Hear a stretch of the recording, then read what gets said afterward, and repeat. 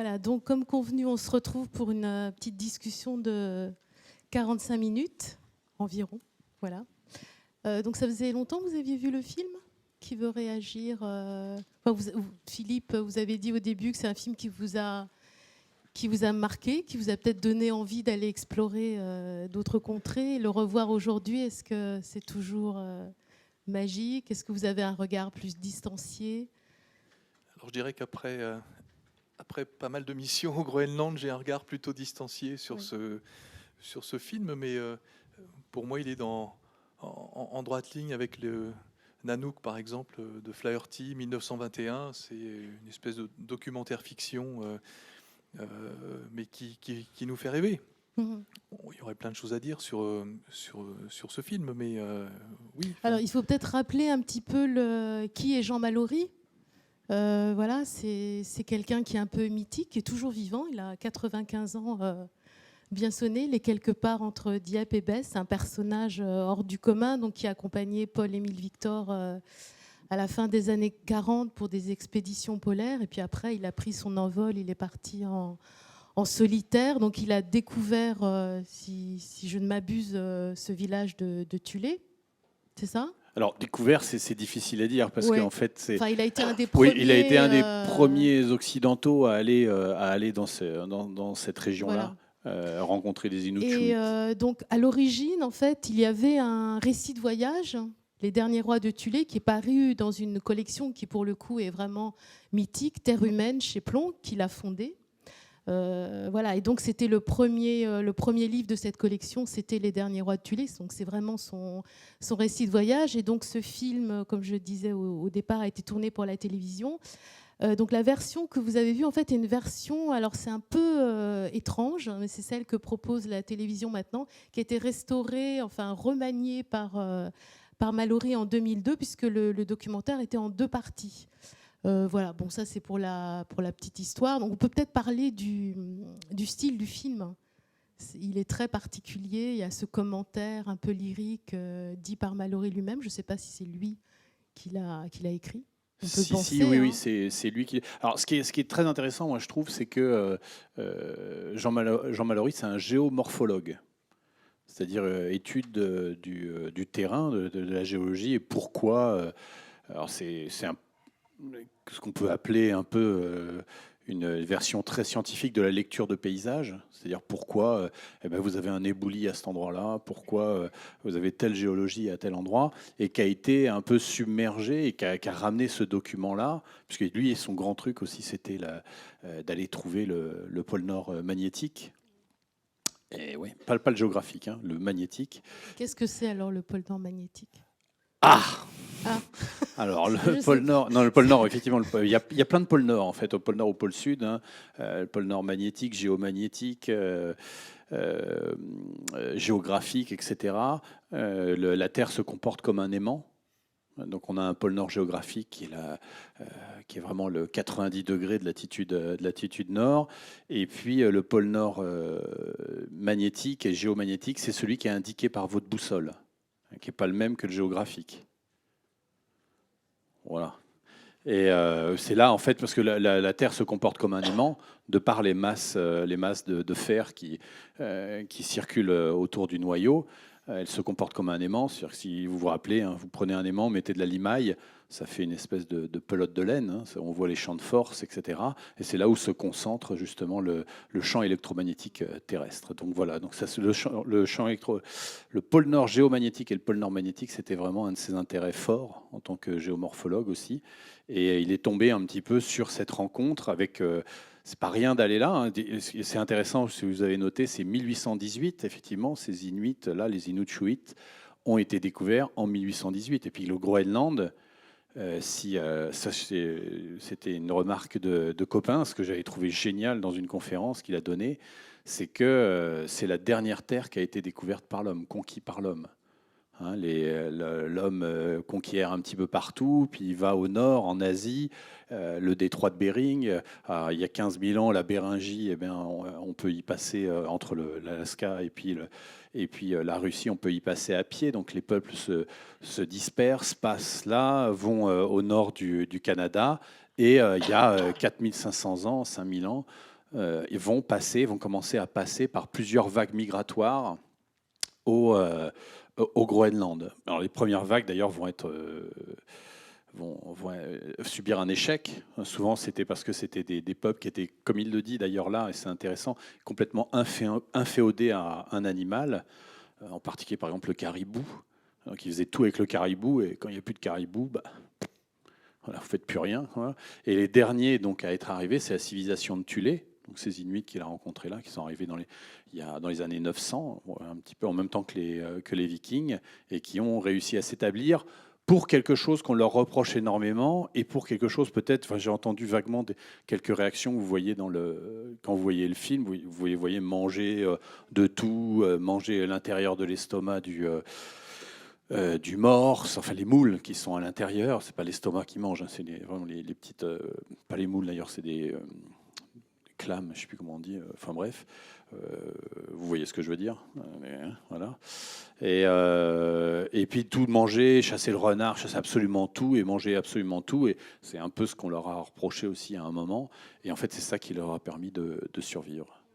Oui, le film montre très bien, c'est vraiment l'observation en participant, puisqu'il a vécu donc avec eux pendant 1 an ou 2, je crois. Donc il a fait ce récit. Et puis, alors il y a le contexte du film que donne un peu le carton de fin. Peut-être qu'il faut un petit peu expliciter. C'est un film qui témoigne aussi d'une Oui. situation qui leur est imposée avec cette base américaine. Ils n'étaient pas du tout au courant. Voilà, je crois que c'est le Danemark qui avait dû dealer ça avec, C'est une histoire qui est les assez, Américains. oui. Voilà, donc peut-être on peut donner un peu le contexte du film pour mieux comprendre pourquoi il est allé filmer. Je pense que c'est aussi, il voulait témoigner. Il y a une forme de nostalgie dans le film déjà. Il voulait témoigner de quelque chose qui Oui, qui d'ailleurs, il menaçait. y a une forme de nostalgie. Alors, je ne sais pas si tu es d'accord avec moi, Philippe, mais des fois, moi, je trouve que dans ce film-là, c'est présenté. Là, ce que vous voyez, alors d'abord, ce que vous voyez là, c'est toujours comme ça. C'est toujours comme ça. Vous allez dans le nord du Groenland, vous allez à Kuchlorsvåg, vous allez dans le nord du Pernavik, vous allez à Savisivik, Surapaluk, etc. C'est le quotidien. Et c'est marrant cette façon qu'on a de montrer de manière incroyable quelque chose qui est leur quotidien. Et donc, Parce que pour nous, c'est incroyable. Ouais, C'est un choc des cultures. Enfin, le terme est un peu, peut-être un peu fort, mais Ça nous permet de faire circuler notre imaginaire, quoi. Voilà, on a tous, les ethnologues sont les premiers aussi, hein. Quand on part sur le terrain comme ça, on rêve tous de retrouver, pour reprendre des termes de Mallory, des gestes ancestraux, des choses comme ça, parce qu'il a aussi une diction qui est très, très particulière. Voilà, donc c'est vrai que il n'y a pas vraiment de différence entre ce qu'on voit aujourd'hui et ce qu'on voit là, même si dans ce qu'on voit là, il y a quand même pas mal de reconstitutions, je pense. Il ne faut pas oublier que l'arrivée des Américains à Tulé, c'est 1953, je crois. C'est 3000 soldats, 3000 militaires à peu près. Le film a été tourné en 69. avril-mai 69. Voilà, donc oui. il s'est écoulé quand même pas mal de temps entre ces deux périodes. Donc en fait, je pense que la volonté de Mallory était de donner à voir ce qui reste en fait quand tout est censé disparaître, quoi. Qu'est-ce qui reste de ces traditions entre guillemets inuites. Après, il y a un effet dramaturgique aussi, je pense. Il a quand même le sens de la dramaturgie. Il y a un montage, la preuve, c'est voilà. que moi, c'est la 3e version que je vois de ce film, par exemple. Donc voilà, dans la saga des Inuits, il y a encore une autre version remaniée dans les années 70, et là, celle-ci est remaniée en 2002. Donc on a quand même, voilà. C'est pas un animal, hein, de l'autre côté, c'est qu'il y a une séance un peu particulière. Ah d'accord. C'est pas un animal qui vient d'épaule. on va vous chercher un bout de morse. Ouais, mais c'est vrai que si vous regardez avec un regard un peu affûté, si vous regardez les objets dont parlait Nicolas tout à l'heure. En fait, les objets disent beaucoup, traduisent beaucoup, disent la présence danoise, disent les transformations de cette Alors, société. quels objets, par exemple, disent Il y a un passage fabuleux présence quand, danoise? quand Mallory dit ici au Groenland c'est Lascaux, et vous voyez le gars, et puis vous avez cette vue sur une superbe montre automatique au poignet de l'Inuit. Je trouve ça fabuleux.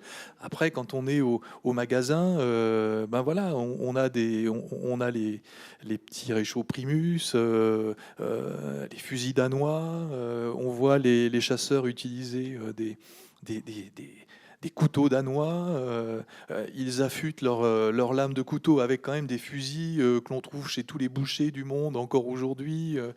Voilà, mais je dirais, je crois qu'on peut pas accuser Mallory de nous avoir offert ce regard-là, parce que mine de rien, ça fait partie des documents qui laissent des traces dans nos imaginaires, encore une fois.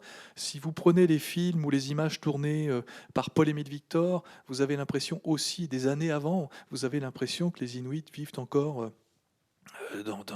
dans des cadres complètement traditionnels, ancestraux, alors que bon, à 5 mètres à 5 mètres d'eux, vous avez des maisons coloniales danoises, vous avez toutes ces couleurs qui permettaient de se repérer aussi quand on ne connaissait pas la langue danoise. On savait en fonction de telle couleur dans quel bâtiment on allait mettre les pieds, etc., etc. Donc voilà, je pense que ce sont des films qui nous font rêver. Il ne faut pas être dupe non plus, parce qu'il y a du montage. On parlait des documentaires fiction. Flaherty en 21 l'a fait aussi. Hein, Oui, Nanook, il y a des scènes reconstituées, Nanook, bien c'est un sûr. documentaire Oui, fiction. oui. Enfin, je veux dire, Oui, oui. c'est clair. Là, des demi-igloos ont été reconstitués pour pouvoir tourner à la bonne lumière. Il faut savoir que Flaherty aussi développait sur place. En plus, ces films, il ne les envoyait pas aux États-Unis, donc c'était un tour de force incroyable à l'époque. Voilà. Et puis mine de rien, ça a fait rêver des générations ça a fait rêver nos parents en 21. Esquimaux, demander Esquimaux chocolat glacé dans les cinémas, ben ça remonte, c'est Flaherty, quoi. C'est Nanook l'Esquimau. Donc voilà. Donc on a beaucoup de choses à se dire. C'est vrai que les objets disent beaucoup. Si vous voyez ce bateau, le bateau, c'est un bateau danois. Bon, et la présence danoise, elle est où vraiment? Vous voyez certaines personnes, quand vous voyez les Inuits se dévêtir avant de s'endormir, ils ont quand même des caleçons, des caleçons en coton. Bon, je pense pas qu'il y ait de champs de coton au Groenland encore pour l'instant, ça va peut-être venir, mais voilà. Alors, attendez. Parce qu'en fait, en gros, en 50 ans, pas grand-chose qui a changé dans leur façon de vivre. Mais on peut supposer qu'avec ce qui se passe depuis donc quelques décennies, et notamment ce fameux réchauffement, leur situation risque d'évoluer, non dans les 50 ans à venir. Comment Oui, comment attention, vous quand je dis voyez il n'y a rien qu'à changer dans Bon. les 50 ans, justement, c'est tout ce même problème là dont est en train de parler Philippe, là, c'est-à-dire, alors moi, pour avoir emmené énormément d'équipes de tournage, par exemple au Groenland, justement, je n'arrive pas à comprendre pourquoi on veut pas montrer, on veut pas justement avoir cette caméra qui recule et qui montre, bah oui, qu'effectivement le mec il attache ses chiens, il a un pantalon en peau d'ours, mais il a aussi un écran plat, quoi. Il est aussi connecté. Je veux dire, le Groenland, c'est le pays qui a eu en premier Internet dans tous les villages.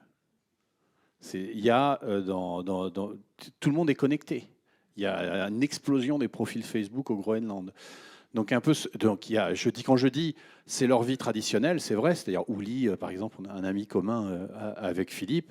Tous les jours, il part avec ses chiens comme ça, il va chasser le phoque, enfin ce qu'il trouve, hein, c'est des chasseurs opportunistes, donc l'ours, le morse, etc. Donc il revit les mêmes choses, il a les mêmes attitudes. Mais bon, alors il a pu la veste en caribou, il a une veste North Face ou je sais pas quoi, Canada Goose bien souvent d'ailleurs. Canada Goose, hein, c'est un truc impayable. Il y en a plein d'entre vous qui a une veste Canada Goose parce que ça coûte hyper cher, mais eux ils en ont. Voilà, donc ils sont très modernes.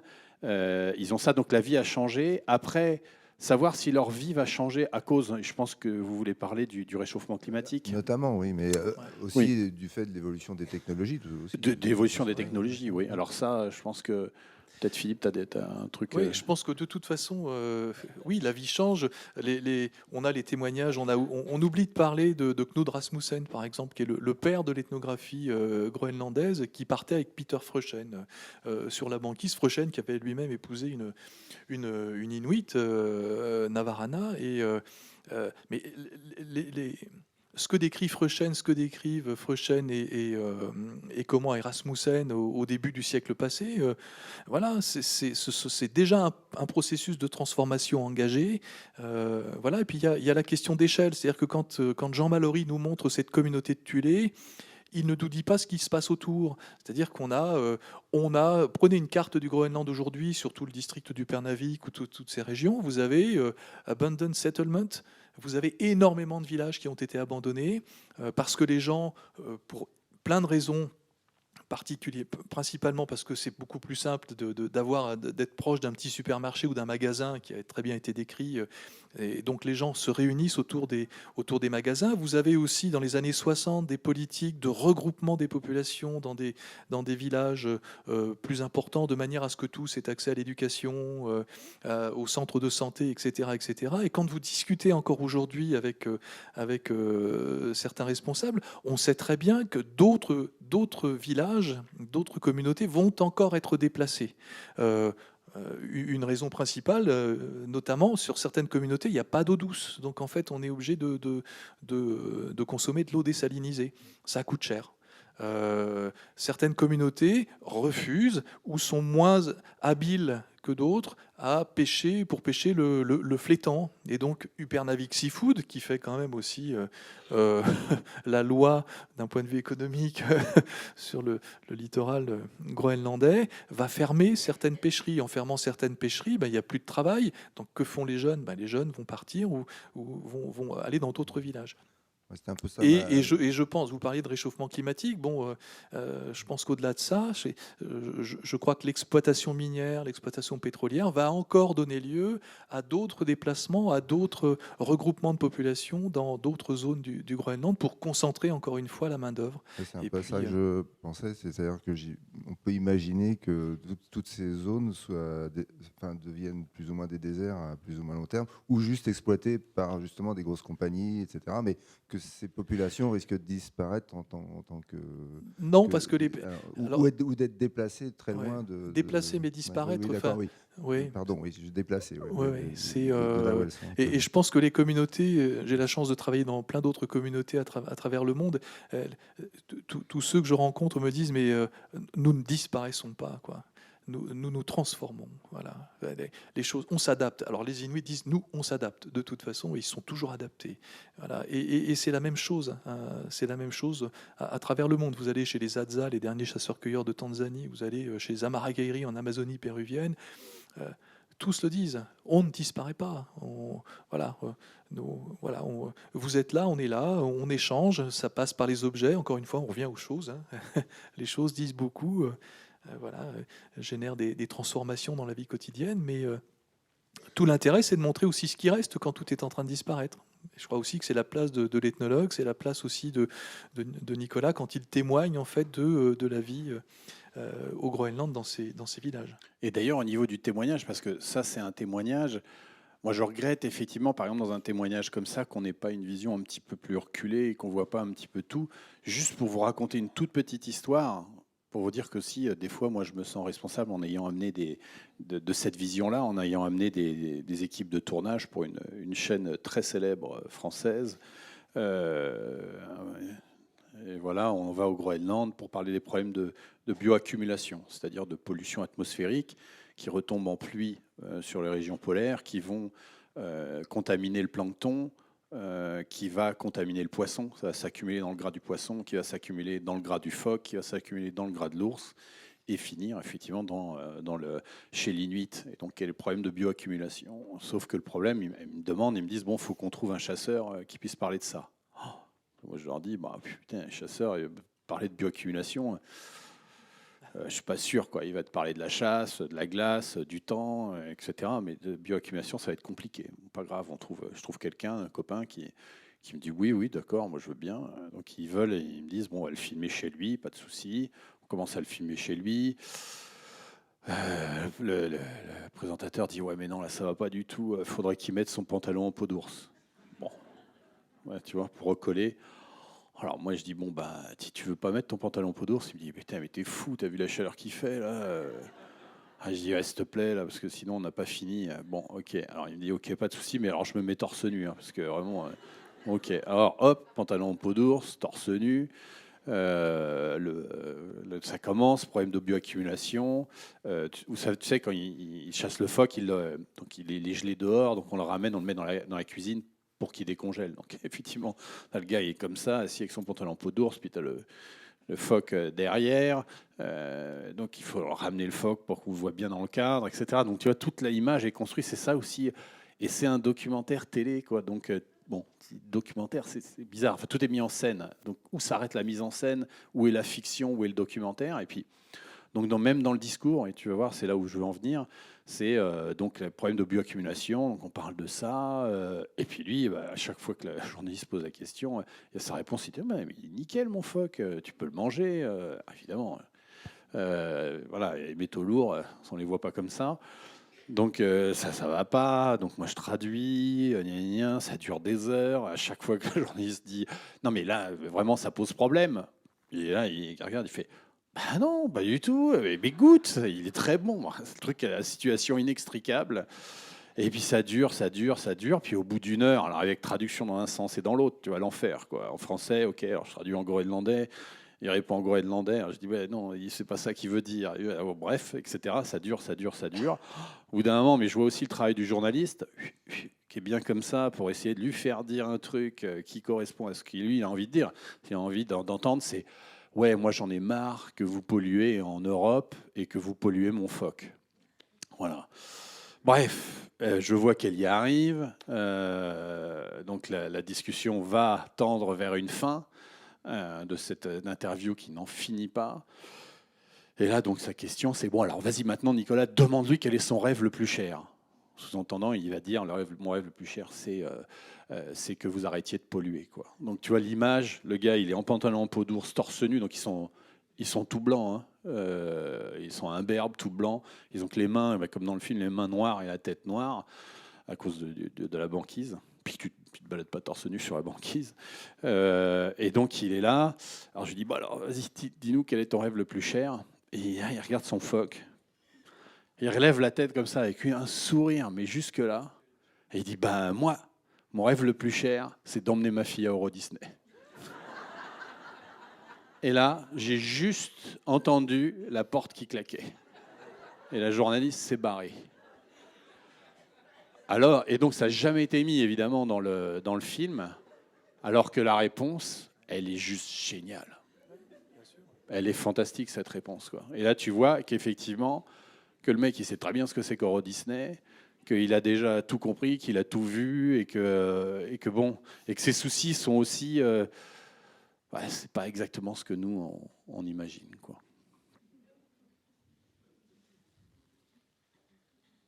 Le sens de la dramaturgie, là aussi. Le sens de la dramaturgie, hein. oui. Ouais. On va vous donner le micro très vite. Moi, je voudrais quand même qu'on parle de cette scène de la chasse aux morses. On a le droit à tout, vraiment. La chasse, le découpage, le sang. Vraiment, le sang. C'est tourné en 16 mm. C'est une splendeur visuelle aussi, le film. Je crois qu'il faut le dire. Donc ça, c'est un peu un choc pour nous aujourd'hui. Je crois on a du mal à regarder ces images-là, mais c'est voilà. Ben, moi, je reviens pas de voir ça. Aujourd'hui, on ne le montrerait plus comme ça, je pense. Oui, aujourd'hui, justement, une fois, j'avais emmené, c'était le journal de TF1, je me rappelle plus la fille. Bon, bref, c'est pas grave. C'était le journal de TF1 au Groenland qui filmait plein de trucs. Et puis à un moment, il y avait un gars qui découpe son phoque. Et donc, il y a le caméraman qui filme et le rédac chef lui dit vas-y, continue à filmer pour pas le vexer, évidemment. Il dit mais de toute façon, on te casse pas trop la tête, on pourra pas le mettre. Moi, je dis bah c'est con. Alors, vous pouvez pas mettre ça, pas mettre une scène comme ça. Il me dit non. Là, je veux dire, on a montré des images du Rwanda où des mecs se faisaient prendre des coups de machette. Il n'y a eu aucun problème. Et un jour, on a parlé des chats qui tuaient les oiseaux et qui faisaient chuter la biodiversité en région parisienne. Et il me dit, et là, j'ai failli être viré. Il dit donc moi les bestioles maintenant on monte plus rien à la télé quoi. Donc c'est génial d'avoir ça. Après c'est vrai que toute cette scène mais je sais pas dans tous les peuples c'est toujours un peu c'est curieux hein, c'est le truc qu'on a. De toute Là, façon, c'est la vraie scène d'anthropologie, presque. Oui, on est toujours confronté à ça. Enfin, il y a quelques temps, j'étais encore chez les Maasai. Voilà, pendant les rituels d'initiation, on sacrifie. Là, ils ont sacrifié 9 bœufs. Il y avait 1 millier de Maasai. Voilà, on tue les bœufs comme on tue les morses ici. Voilà, il faut bien aussi se nourrir. Voilà, on n'a pas de supermarché à l'époque. Il n'y avait pas de supermarché pour acheter son poulet ou, ou son steak de bœuf. Donc, voilà, c'est aussi une forme de réalité. Après, c'est le statut de l'image. Qu'est-ce qu'on donne à voir? Parce qu'on a tout de suite derrière le risque de... on peut les accuser d'être des vulgaires viandards, par exemple, et c'est arrivé. Donc c'est aussi, je me souviens, c'est une question qu'on se posait beaucoup avec Nicolas, parce que les scènes comme ça, on en a vu beaucoup, on a accompagné beaucoup de chasseurs aussi, on a mangé cette viande aussi, et... Bon, qu'est-ce qu'on fait? Est-ce qu'on restitue? C'est ce qu'on donne à voir ou pas? Moi, j'ai tendance à être très prudent. À travers le monde, les communautés que je côtoie me disent toutes, hein, ça c'est systématique dans leur discours. Tu sais, aujourd'hui, Philippou, on tient plus compte des animaux que des humains. Et alors, je pense que la protection de l'environnement, c'est quelque chose d'essentiel, mais il n'y a pas d'environnement sans humain. Aussi. Et nous, on a mis la nature à distance de la culture, et on est confronté. Là, on est dans des sociétés animistes qui n'ont jamais tenu la nature à distance. Donc, en fait, un animal est un être qui est doué de raison comme un être humain. Alors, on appelle ça l'animisme. C'est propre à toutes ces communautés. Vous en avez aussi en Afrique. Voilà. Et donc, on est en train d'en payer le prix, nous, le fait d'avoir tenu la nature à distance. Voilà. Et c'est clair que, voilà, qu'est-ce qu'on montre aujourd'hui quand on est confronté à ce genre de choses? Alors à l'époque de Mallory, ça posait moins de problèmes parce qu'on n'était plus dans le même contexte. Aujourd'hui, c'est vrai qu'on a un contexte politique, environnemental qui est radicalement différent. Donc ça, c'est vrai qu'on hésiterait 2 secondes à montrer ça. Alors j'ai l'impression aussi qu'il y a une démarche. Bon, Mallory, il a hiverné, il a fait un hivernage complet, donc il a mangé. T'es obligé, t'as pas le choix. Il n'était pas végétarien, sinon il serait mort. Donc il y a aussi, je trouve, un regard qui est bienveillant quand même. Je trouve que les scènes où on voit, il y en a un moment là qui est dans la maison en tourbe et qui mange son bout de morse, justement là où on le voit avec sa montre. Tu vois que le mec, il est heureux de manger et qu'il mange bien et ça a l'air bon. On a envie de manger avec lui. Et ça, c'est chouette. Mais par exemple, une autre petite anecdote. J'ai rien contre les équipes de tournage, hein, je veux dire, mais voilà. Mais c'est juste une autre petite anecdote. J'avais emmené une équipe de tournage et à chaque fois, le journaliste, il voulait manger à chaque fois, montrer ça, mais il n'avait pas ce regard bienveillant sur la chasse, sur la nourriture. Ce qui fait qu'à chaque fois, il mangeait alors, du bout des doigts un bout de foie de phoque, et devant la caméra, il faisait c'est bon, puis après, il le balançait. Alors, moi, tous mes potes, ils me disaient, mais attends, mais il aime pas alors? Mais pourquoi il fait ça? Alors, je dis, ouais, tu comprends, c'est parce qu'il veut qu'on le voit et qu'il donne l'impression qu'il aime bien tout ça, mais qu'en fait, c'est pas vrai. Alors, mes potes, ils me disaient, pourquoi il fait ça, quoi? Et il y a un moment où on est sur la banquise et il chasse un lagopède, une perdrix des neiges, là. Et puis, donc le gars arrive avec le caméraman, il dit alors vous allez le manger et tout ça. Et là, Ouli, il dit ouais, on va le manger, mais tu sais, nous on mange ça là, quoi. Et puis il récupère l'intestin et on fait une boule comme ça avec l'intestin plein. Et il dit bah tiens, nous on mange ça, vas-y. Alors il est là, il bouffe là comme ça, il a quand même du courage parce qu'il le mange, quoi. Il mâche et tout ça, il fait ah oui, c'est vachement bon, hein, quoi. Et puis Ouli, il le regarde comme ça en rigolant, il dit c'est pas bon, hein, quoi. Et il dit c'est normal, c'est de la merde. Et voilà. Et donc effectivement, je trouve ça vraiment bien et on sent quand même que cette vie et qu'il a aimé ces gens et qu'il a partagé leur quotidien, oui. Et que donc il retransmet ça. Oui, quoi. il filme cette séquence comme il filme la pêche, comme il filme d'autres moments, la construction de l'igloo, enfin voilà, c'est un tout. Donc si vous avez des questions, je peux me balader avec mon micro. Commencez par là, c'est plus près. Attendez le micro. J'ai juste une question par rapport aux Inuits.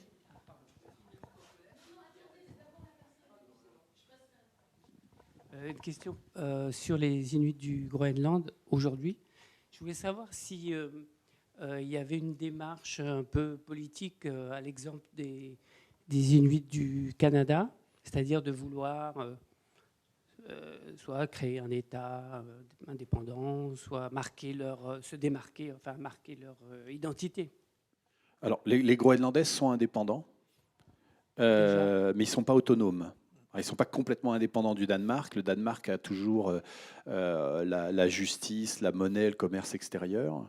Voilà. Alors justement, la grosse problématique du Groenland, c'est de devenir autonome. Et l'autonomie, alors vous imaginez le Groenland, hein, c'est la taille de l'Europe, 56 000 habitants, c'est rien, 150 villages avec des hélicoptères, pas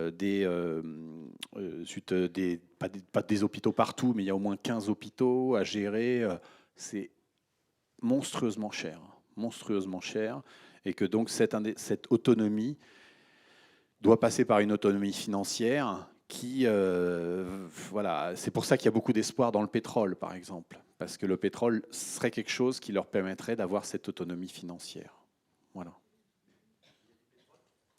Alors, est-ce qu'il y a du pétrole? Oui, a priori. Alors après, il y a eu des forages qui ont été faits dans Bête Disco.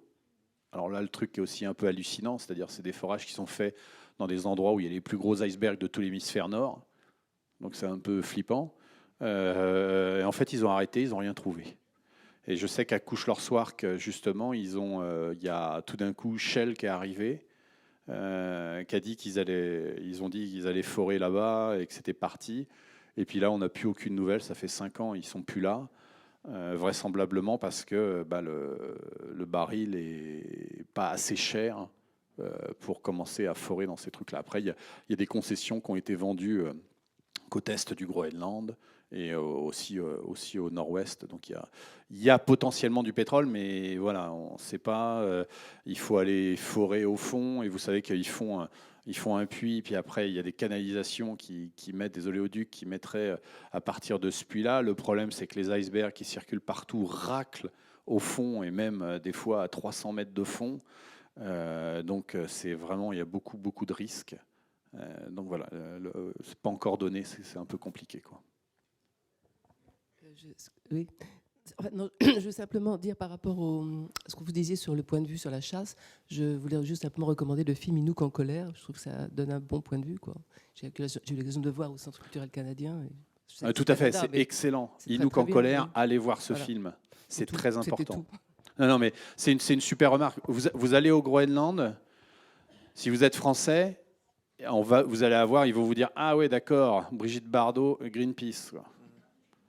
Il y a une semaine, je suis encore allé rencontrer les gens de Greenpeace pour parler de ce problème-là. Le problème, il est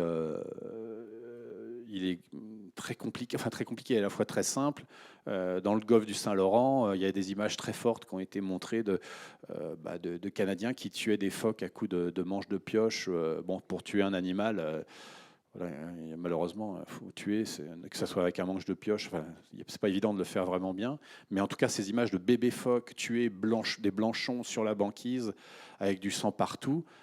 Et il y a eu un moratoire sur la vente de la peau de phoque. Et il faut savoir, alors moi, c'est quelque chose que j'ai mis du temps aussi à comprendre, mais parce que je disais toujours à mes potes, je dis, ouais, mais ça va, vous pouvez tuer un narval par an, vous pouvez tuer 3 ours, vous pouvez tuer autant de phoques que vous voulez, ça, vous avez de quoi manger.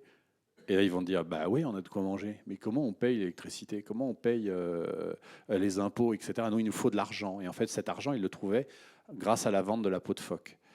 Et alors, évidemment, ils se sont rendus compte tout de suite qu'ils faisaient une erreur en incluant les Inuits. Donc, 2 ans après cette loi contre le moratoire sur la vente de la peau de phoque, il y a eu une exception inuite. Mais le mal était fait.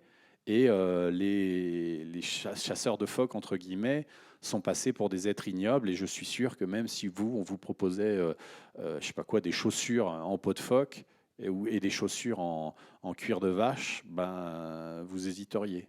Même si c'était la même, je veux dire, la même tête, hein, quoi. Mais parce que on se dit tout d'un coup, ah, c'est un phoque. Alors, il faut savoir que les Groenlandais, quand vous leur parlez de ces problèmes de blanchon, de bébé phoque, ils vont vous répondre très crûment, très directement, mais on tue pas de bébé phoque, il n'y a rien à bouffer, quoi. Voilà. Il n'y a rien à bouffer dans un bébé phoque. Donc, voilà. D'abord, bon, ben, merci. Enfin, j'ai beaucoup aimé ce film. D'abord parce que ça nous remet complètement dans notre humanité. C'est-à-dire qu'ici, on fait propre, on mange de la viande emballée, etc. Et effectivement, tuer de la viande, c'est quand même le sang, la dépecer, prendre les morceaux qui sont les plus nourrissants pour l'homme. C'est comme ça qu'on a survécu. Et que ils font partie de la même humanité que nous. Alors je pense que rien que déjà pour ça, je trouve ça très bien.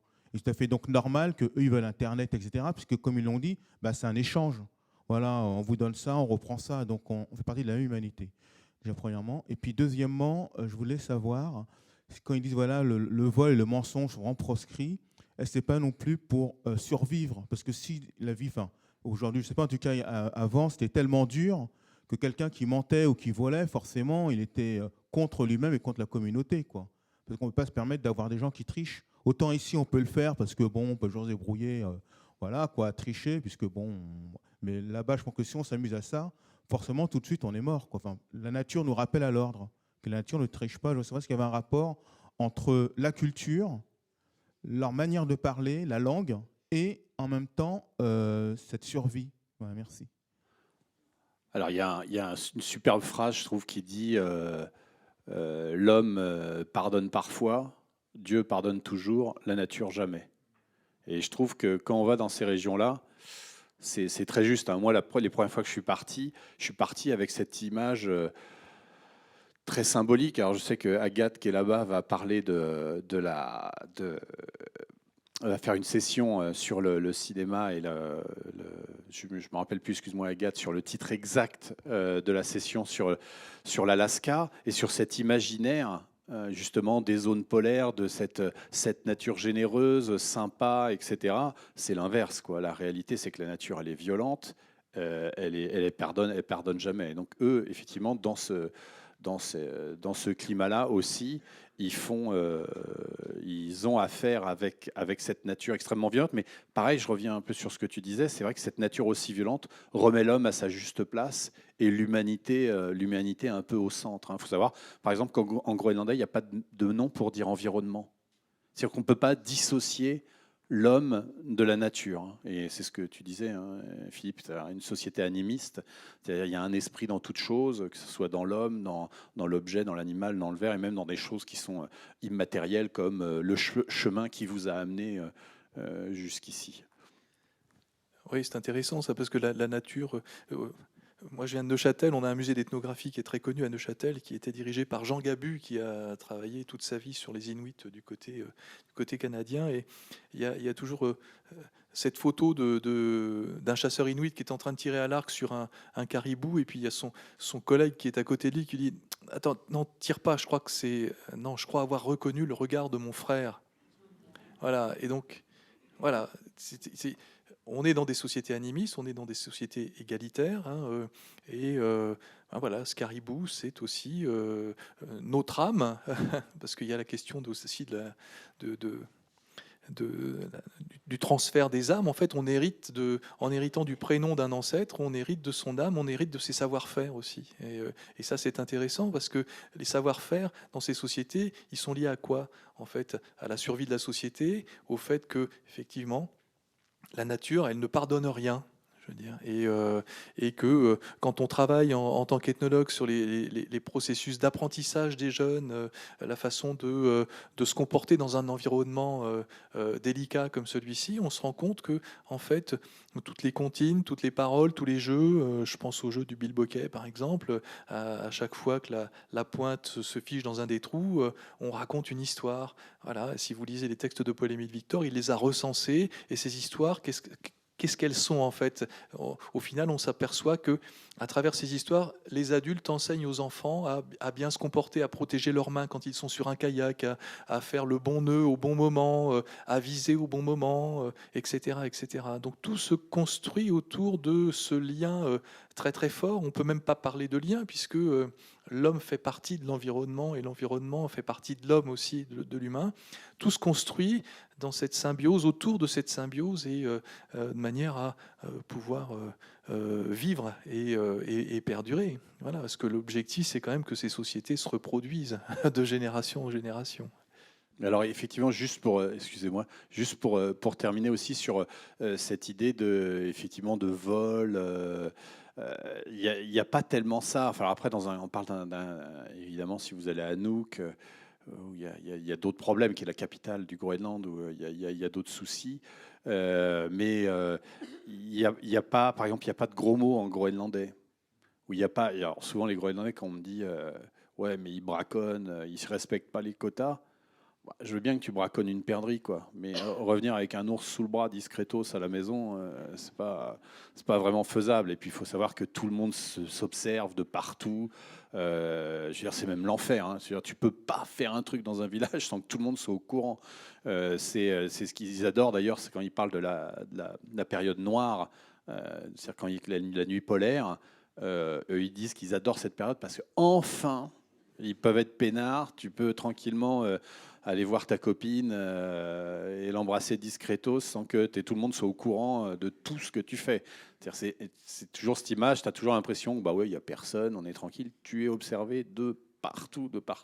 Tout le monde sait ce que tout le monde fait. Et puis donc, il n'y a pas de gros mots en groenlandais. Et justement, alors je vous invite à voir un petit court-métrage qu'on a fait sur deux chasseurs que j'ai fait venir en France. Ce court-métrage s'appelle Inupiluq.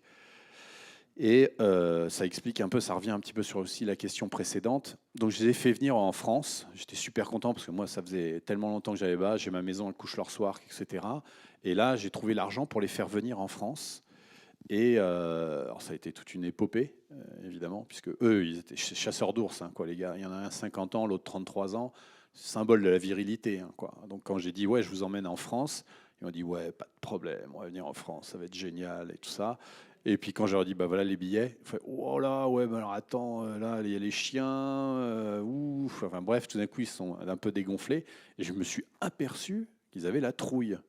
Et qu'en fait, ils s'appelaient eux-mêmes Inupiluq, qui est le plus gros mot que vous pouvez avoir en groenlandais, et qui signifie gangster, quoi, en quelque sorte, quoi. Et ils se trouvaient en tant que gangster. Moi, je n'ai pas compris pourquoi ça. Et on a fait un film. Alors, au lieu de faire un film sur eux, on a fait un film avec eux, c'est-à-dire un film de fiction. Là, on a eu un choix, justement, de se dire, ben, on va pas raconter, on va pas avoir un documentaire qu'on va un petit peu fictionner. On va fictionner tout, on va faire un film avec eux, ce dont ils ont envie de parler. Et donc, on vit cette aventure. Et à la fin, moi, je demande à Ouli, j'ai dit, bah alors, qu'est-ce qui t'a le plus surpris? Sachant que quand je les avais invités, je leur avais dit, voilà, dites-moi quels sont vos 3 vœux et je les exauce. Bon, j'étais méfiant, mais donc et le premier vœu, c'était il voulait grimper dans un arbre. Le deuxième, c'était il voulait aller se baigner dans la mer. Et le troisième, c'est il voulait aller au zoo. Donc, je ne me suis pas mouillé de trop. Enfin bref, on a réalisé ces 3 trucs-là qui sont énormes pour eux. Et à la fin du voyage, je leur dis, bah alors, qu'est-ce qui vous a le plus étonné? Quand même, ils n'avaient jamais quitté le village. Jamais. On est dans le métro. On a fait des trucs de dingue pour eux, quoi. Et il me dit, bah, moi, le truc qui m'a le plus étonné, c'est que les gens étaient gentils avec nous. Et on était à Paris. Hein. Non, c'est une blague. Hein, quoi. Mais voilà. Et tout d'un coup, ils étaient surpris par ça. Et alors moi, j'étais étonné. Je dis, mais enfin, ouais, les gens étaient gentils. Bah oui, mais pourquoi? Je comprends pas pourquoi. Ah, il me dit, parce que nous, on avait la trouille que les gens, dans la rue, nous jettent des pierres. Je dis, mais pourquoi ils vous jetteraient des pierres? Il dit, bah parce qu'on chasse le phoque, on chasse l'ours, etc. Quoi. Donc ils avaient cette peur de, voilà, de tout ce qu'ils voient de nous, évidemment par les journaux, par Internet. Quoi. Voilà, pardon, excuse-moi. Oui, dans les impacts de la civilisation, entre guillemets, qu'on voit dans les derniers rois de Thulé, il y a certains produits, notamment le sucre, avec tous ce couple qui a plus de dents du tout et qui n'a pas l'air très vieux. Alors, je voudrais savoir s'il y a eu d'autres impacts très importants. On entend beaucoup parler de l'alcool aussi. Ça, c'est mon premier point. Et puis, je voudrais rappeler qu'il y a eu un superbe film dans ce cycle qui, je crois, est assez rare. C'est le film de Rasmussen, Les Noces de Palot, qui est un autre regard, mais qui paraît tout scénarisé aussi, mais à la lisière de la fiction et du documentaire, est magnifique. Et là-dedans, on voit quand même que c'est une société assez violente entre eux, puisque c'est un duel entre deux jeunes chasseurs qui veulent la même femme. Et il y en a un qui fait des coups fourrés, enfin, ça se passe dans le sang, et la société n'intervient pas. Donc je voudrais savoir, qu'est-ce qu'il en est quand même de cette violence aujourd'hui. Mallory parle beaucoup aussi de l'élimination des anciens au printemps quand ils peuvent plus suivre. Alors est-ce que ça existe toujours? Alors oui, déjà effectivement, il y a Noces de Palot, et c'est ça, là tout l'intérêt du Forum des images et de ce cycle, c'est-à-dire qu'on ne peut pas vous dire une vérité. Enfin, je veux dire, Philippe, moi, on va vous parler, on échange, on vous parle de nos expériences. Vous venez de voir le film de Mallory. Personne ne peut prétendre avoir la vérité et d'écrire. Et c'est là tout l'intérêt de ce cycle du Forum, c'est d'avoir plusieurs visions et de vous faire la vôtre. Mais je vous invite d'ailleurs à aller. Vous pouvez même vous rendre sur place, évidemment, quoi. Excuse-moi, la première question, c'était le sucre. Ah oui, le sucre. Ben, il n'y a toujours pas beaucoup de dents à Couche-Lorsoirque. Énormément de dégâts. Hein. Je pense que quand tu vas au magasin, le truc qui te frappe le plus, c'est le rayon de cartouches et de fusils que tu peux acheter comme ça, et le rayon de bonbons Haribo. Et quand tu pars à la chasse, tu pars avec des bonbons Haribo. La première fois que je suis parti avec un chasseur et 1 kilo de sucre. Il m'a dit non, tu vas voir, c'est super le sucre, ça te donne de l'énergie. J'ai dit ouais, enfin bon, on va pas bouffer que du sucre. Parce que j'ai trouvé ça très intéressant parce que bon, j'ai passé du temps dans d'autres sociétés dites primitives, etc., aussi évidemment en évolution, et notamment dans des coins assez reculés de la Chine. Et je me suis aperçue que très souvent, le pouvoir colonial, on peut dire, amène en priorité 3 produits qui sont l'alcool, les bonbons et le tabac. Et là, dans le film de Mallory, on voit l'alcool, on voit le tabac et on voit le sucre. L'alcool, je crois qu'il y a toujours des gros problèmes. Donc, est-ce que vous pensez que ça fait partie vraiment d'un processus Alors voilà, je pense que je ne sais pas si toi tu peux intervenir là-dessus sur le fait effectivement, honnêtement, mais même Knud Rasmussen, le héros groenlandais, je veux dire, il est arrivé, il a ouvert un comptoir, il vendait du sucre. Alors il vendait au début même, c'était des raisins secs, mais il vendait du sucre, des gâteaux, des armes, de l'alcool pour récupérer des dents en ivoire et tout. Donc c'est nous, hein, c'est notre faute. Hein. C'est nous qui avons intégré ça. Pour juste faire court, il y a effectivement des problèmes d'alcool, puisqu'ils n'ont pas l'enzyme qui dégrade l'alcool, donc ils sont très vite sous, et que ce sont des enfants, donc ils ont envie d'explorer ça, et que aussi ça les aide à être très communicants. Ils sont quand même un petit peu timides, donc ça les aide à être un peu communicants. Après, c'est vraiment, il y a une campagne qui est vraiment très bien faite là-dessus. Par exemple, Couche-Lorsoirque, les petits villages du Nord sont des villages secs. C'est-à-dire que c'est eux qui ont choisi de ne pas avoir d'alcool dans les magasins. Donc il y a vraiment une prise de conscience là-dessus. Et par exemple, il y a On the Ice, un film aussi qui est présenté, c'est une autre vision. Alors c'est un film de fiction, etc., mais qui va vous présenter un gros problème qu'il y a en Alaska en ce moment, au Nord Canada, c'est le problème avec le crack. Carrément, c'est-à-dire qu'on est passé à un autre niveau, quoi. Alors, je ne sais pas si toi, dans d'autres sociétés aussi, tu as ce même... Est-ce qu'on peut généraliser? L'alcool un peu moins. Je prends l'exemple des Hadza, par exemple, qui sont parmi les derniers chasseurs-cueilleurs de Tanzanie. C'est clair qu'ils consommaient du tabac, et puis aujourd'hui, le tabac est remplacé par de la marijuana, quoi, parce que c'est beaucoup plus fort, plus puissant. Ils fument en moyenne 8 joints, 8 cigarettes par personne et par jour.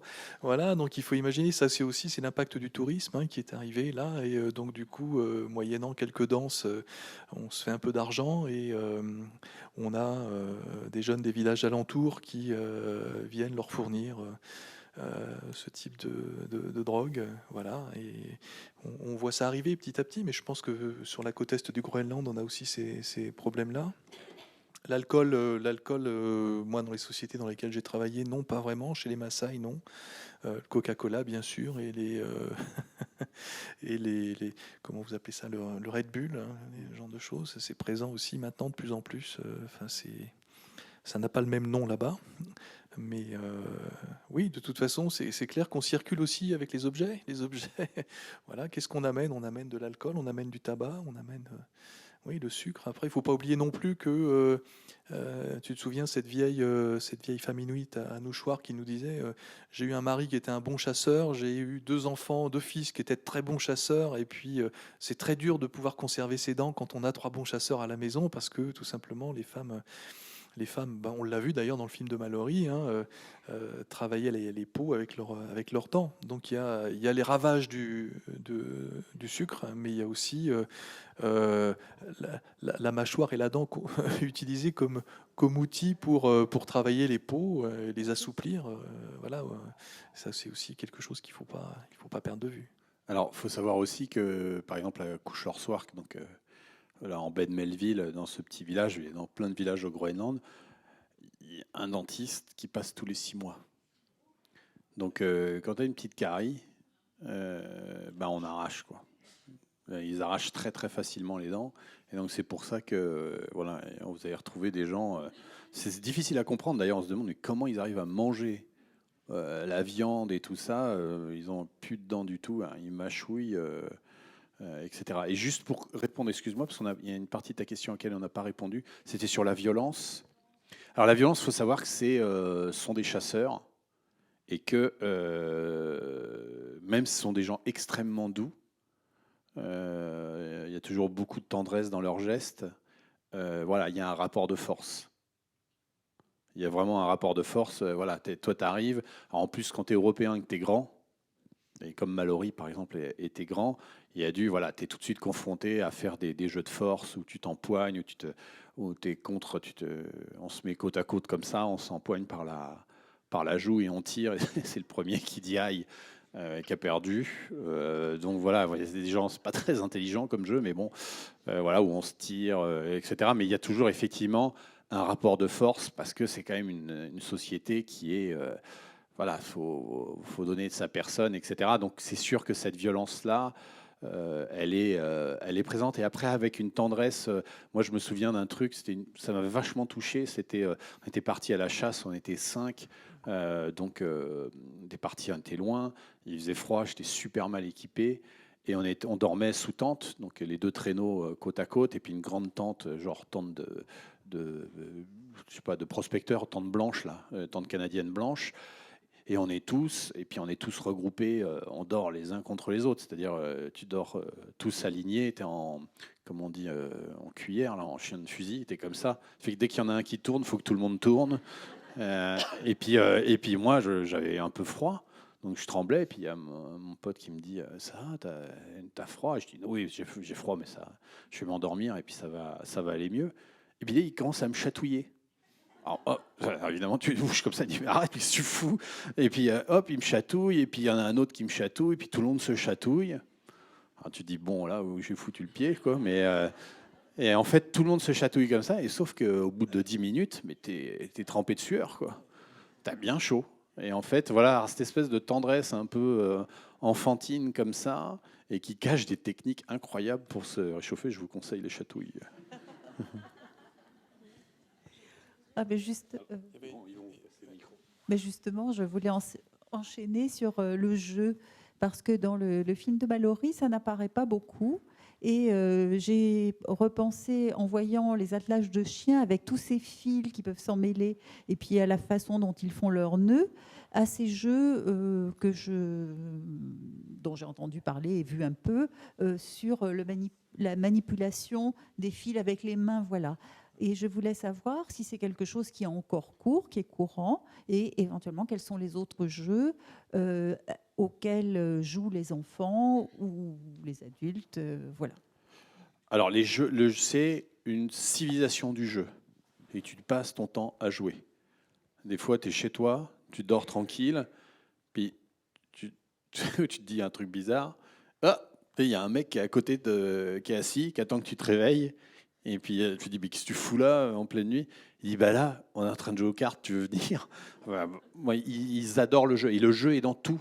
C'est-à-dire qu'effectivement, alors je pense que c'est beaucoup de chasseurs qui sont comme ça, de jouer, parce que voilà, c'est une chasse opportuniste aussi. Donc on mime les actions de la chasse par le jeu. Je vous invite à regarder par exemple à la télé, je ne sais pas comment on peut trouver ça, mais les Jeux olympiques inuits. Enfin, c'est pas olympique, mais c'est les Jeux d'hiver inuits, Arctique, voilà, les Arctic Winter Games. C'est incroyable. Alors, il y a des jeux, vous pouvez vous entraîner chez vous, tout simple. Vous prenez un bout de ficelle, vous l'accrochez au plafond et vous suspendez un os, enfin un os, bon, pas évidemment, je sais pas, un crayon, voilà, un crayon, et vous le laissez au début à cette hauteur-là. Faites gaffe quand même, quoi. Vous le mettez sur une jambe et vous devez sauter en l'air, taper le crayon avec la jambe sur laquelle vous reposiez et retomber sur cette jambe-là. Et puis quand vous réussissez, vous montez de plus en plus haut. Eux, ils arrivent à toucher des trucs qui sont à cette hauteur-là. Ah, c'est incroyable. Un autre jeu auquel j'ai lamentablement participé, vous êtes dans un bout d'une salle et vous allongez face contre sol, les bras en croix. Et il y a deux personnes qui vous prennent au poignet, un de chaque côté, quoi, et un qui vous prend aux chevilles. Et puis, ils vous soulèvent et ils vous font parcourir toute la pièce. Le but est évidemment de ne pas traîner son ventre lamentablement sur le sol, mais de rester parfaitement à l'horizontale, etc. Donc le jeu, c'est... mais je pense que c'est très lié à la chasse, le jeu. Comme ça, je ne sais pas si dans d'autres sociétés, il y a des jeux comme ça, mais en tout cas, ouais, le jeu, c'est quelque chose d'extrêmement... On se mesure tout le temps l'un vers l'autre, quoi. Et puis en plus, oui, voilà, pour rester... Les jeux de ficelle. Alors, les jeux de ficelle, il y a toujours. Oui, il y a toujours. Alors souvent, c'est plus les anciens qui jouent à ça, mais j'ai vu quand même quelques gamins qui continuent à jouer, qui font des formes. L'idée aussi, c'est qu'ils font une forme, et puis il y a plusieurs trous, on met son doigt, et puis il ne faut pas avoir le doigt attrapé. Oui, ils continuent vraiment à jouer à ça. Le bilboquet, t'en parlais? Il y a le bilboquet, voilà, c'est le bilboquet. Il faut savoir que derrière ces jeux-là, il y a aussi... l'ethnologue Barbon, quoi. Il y a une dimension symbolique, c'est-à-dire que le jeu du bilboquet, il est présent dans plein de sociétés à travers l'Amérique du Nord, et c'était un jeu, on sortait le bilboquet pour faire remonter la lune, en fait, on jouait au bilboquet pour faire remonter la lune. Il y avait une signification symbolique. Alors, ce qui est perdu maintenant, bien sûr, quand un Inuit prend son bilboquet pour jouer, je ne pense pas que dans sa tête, il est ouais, je fais remonter le soleil. Mais il faut savoir qu'à l'origine, oui, c'était aussi, il y avait des dimensions symboliques derrière ces jeux. C'est incroyable. Mais, alors, je ne sais pas si tu te rappelles aussi, il y a un truc, moi j'avais trouvé ça génial et que je fais chez moi, et je vous invite à le faire aussi, c'est quand il y a un anniversaire. Ils font donc la personne a des cadeaux, mais la personne dont c'est l'anniversaire a acheté aussi des cadeaux, et en fait on se met tous assis par terre en cercle, et tous les cadeaux sont au milieu, et il y a une musique qui est lancée, et chacun son tour, tu jettes un dé. Si tu fais un 6, ou ce que tu as choisi comme chiffre, tu as le droit de prendre n'importe quel cadeau. Donc tu prends n'importe quel cadeau et tu le prends avec toi. Donc, et vite fait, jusqu'à tout le monde tire le dé comme ça, et donc tout le monde s'attribue des cadeaux. Une fois que tous les cadeaux sont attribués, tu as le droit de prendre, si tu fais un 6, de prendre le cadeau de quelqu'un d'autre, etc. Et donc en fait, comme ça, et jusqu'à ce que la musique se termine. Et comme ça, tous ces cadeaux-là, ça les répartit un peu n'importe comment au milieu de tout le monde, et je trouve ça super sympa. Voilà. Et parce qu'il y a une vie sociale qui est hallucinante.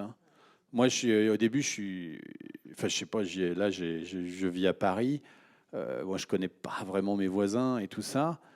Et je me souviens la première fois que j'ai emmené ma copine à Couche-Lorsoirque, elle m'a dit, mais quand est-ce qu'ils arrêtent, quoi? Quand est-ce qu'ils arrêtent, quoi? Soit il faut aller danser, soit il faut aller jouer, soit il faut aller voir machin, soit il faut manger un truc. Les gars, ils déboulent à 2h du matin pour savoir si tu as envie d'aller à la chasse aux phoques ou de relever les filets. Et une vie sociale, mais de dingue, quoi. Ouais. Merci beaucoup à vous deux. ouais, d'être venu ce soir. Oui, il faut arrêter. Oui, il faut arrêter Désolée, déjà, ouais. quoi. Oh non, partez pas. Mais avant de nous quitter, donc on est dans un programme Les films qui venaient du froid. Voilà, Nicolas Dubreuil nous accompagne. Et on a évoqué Inupilouk, donc c'est un film de Sébastien Bedbédé. Il y a aussi Voyage au Groenland. Donc c'est deux films qui vont bien ensemble, qui sont liés à Nicolas Dubreuil. Et donc Nicolas Dubreuil sera présent dimanche après-midi, je crois que c'est à 17h, avec Sébastien Bedbédé, pour une rencontre exceptionnelle. Et puis Philippe Gélin est aussi photographe. Il fait aussi des créations théâtrales. Et donc il sera au mois de juin au musée du Quai Branly. On va courir vous voir. Vous faites un... Peut-être vous nous expliquez avec Macha Makeyev, parce qu'il y a un lien avec l'anthropologie, bien sûr. Sur une idée originale de Macha Makeyev, que vous connaissez peut-être, hein, qui a souhaité mettre mes carnets d'ethnologue de terrain en scène. Donc il y a tout un processus de mise en scène autour de mes carnets de terrain. Alors chez les Inuits, chez les Soussous des mangroves de Guinée, et puis et chez les Maasai de Tanzanie. C'est une trilogie qui s'appelle Les âmes offensées. Et on a eu la chance de la jouer devant plusieurs milliers de spectateurs. Et là, on la joue au Quai Branly pour la seconde fois. On l'a joué l'année dernière. On la joue les 15, 16 et 17 juin au musée du Quai Branly dans l'amphithéâtre Claude Lévi-Strauss. Donc tout un symbole pour un ethnologue. Absolument. Voilà. Et donc vous êtes les bienvenus. Voilà. C'est une façon de mettre l'ethnologie en scène. Oui. Le récit ethnographique en scène, avec photos, images, vidéos, etc. Et textes, bien sûr. Merci beaucoup à vous deux, on les applaudit. Merci de votre accueil. Merci à vous.